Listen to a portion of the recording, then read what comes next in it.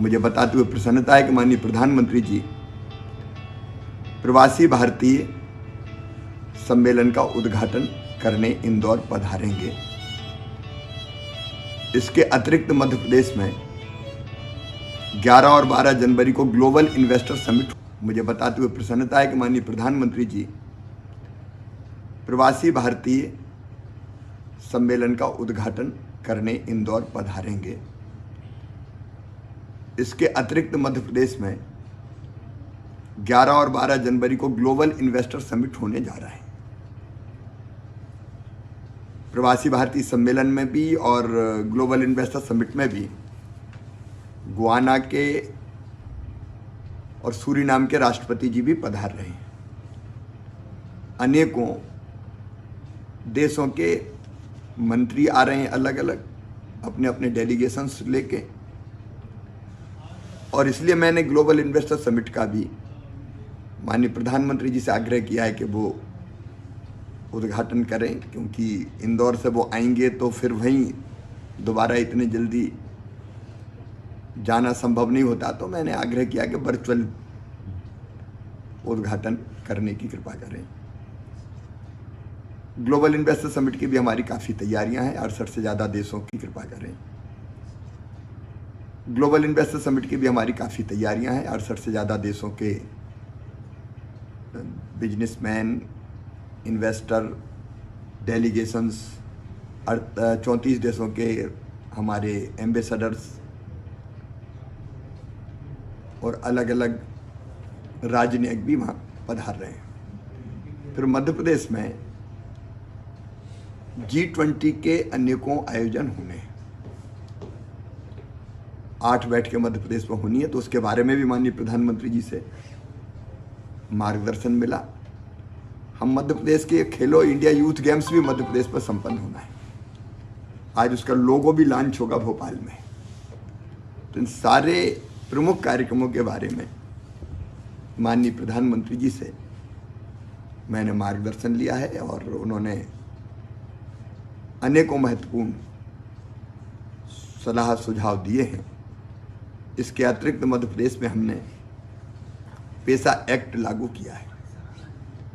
धरती पर हम हमारे आदिवासी भाई बहनों को जंगल, जमीन और जल और उनकी संस्कृति और परंपराओं को अक्षुण्ण बनाए रखने के जो अनेकों नियम बनाए हैं, उस पर भी विस्तार से माननीय प्रधानमंत्री जी से मेरी चर्चा हुई है।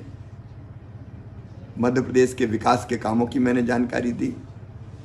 फ्लोटिंग सोलर पावर प्लांट एक लगने वाला है मध्य प्रदेश में। एजेंसी वगैरह सब तय हो गई है।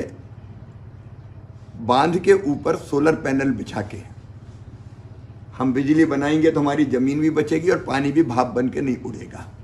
एक महत्वपूर्ण प्रोजेक्ट है। विशेषकर पर्यावरण को बचाने के लिए सौर एनर्जी बहुत महत्वपूर्ण है। तो मैंने उसका भी शिलान्यास करने का आग्रह।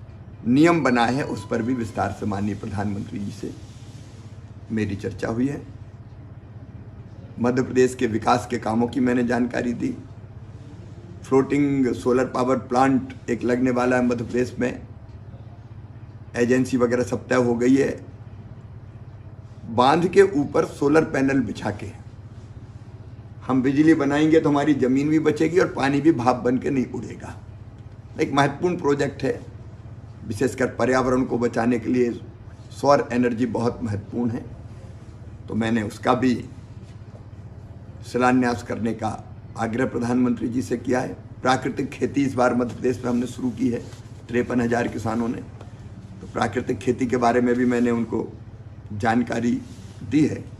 विकास की अनेकों परियोजनाओं की चर्चा हुई है और मुझे बताते हुए प्रसन्नता है और संतोष है कि प्रधानमंत्री जी से मार्गदर्शन और भरपूर सहयोग हमें मिल रहा है। बैठक में इन्हीं कई मुद्दों पर चर्चा। सर, एक कैपेसिटी बिल्डिंग प्रोग्राम भी जो है आज शाम को होने वाला, सर उसके संदर्भ में आज सवेरे शुरू हो गया। मैं जाके सम्मिलित होऊंगा। कैपेसिटी बिल्डिंग का देखिए, हमारे मंत्रियों में, हम में, हमारी टीम में अनेकों क्षमताएं होती है, लेकिन उन क्षमताओं का बेहतर उपयोग हम कैसे कर पाएँ।